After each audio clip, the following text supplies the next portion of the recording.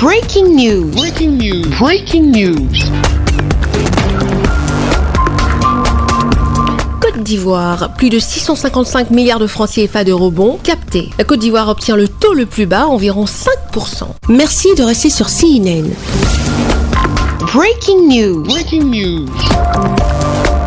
La signature de l'État de Côte d'Ivoire auprès des bailleresses de fonds garde toute sa crédibilité. La Côte d'Ivoire vient de réaliser un grand saut sur le marché international de capitaux. Le montant qui a été levé de 1 milliard d'euros. Alors ce montant a été calibré sur la base des objectifs poursuivis, notamment la réduction des risques de refinancement sur nos eurobonds déjà sur le marché. Le deuxième objectif poursuivi, c'est de rallonger la maturité de la dette que nous avons. Le troisième objectif, c'est de réduire en fait les risques liés au change. Et puis bon, il y a un quatrième objectif bien sûr, c'est celui qui consiste à financer en fait les besoins résiduels du budget 2020.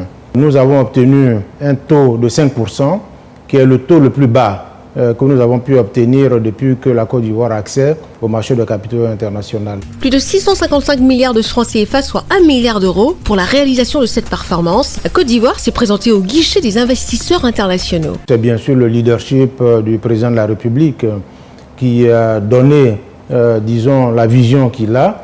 Et depuis plusieurs années, disons, le pays est géré sur la base donc de cette vision.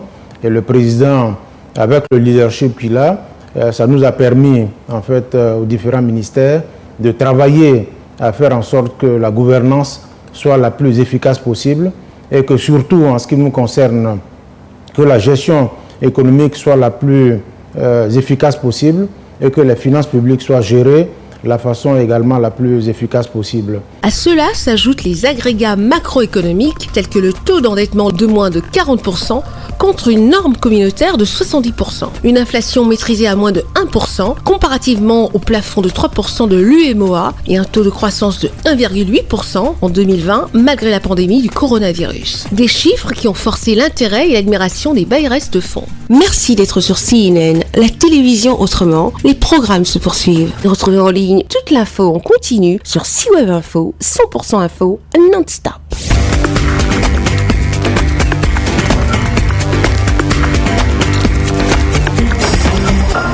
Breaking news. Breaking news. Sur CNN.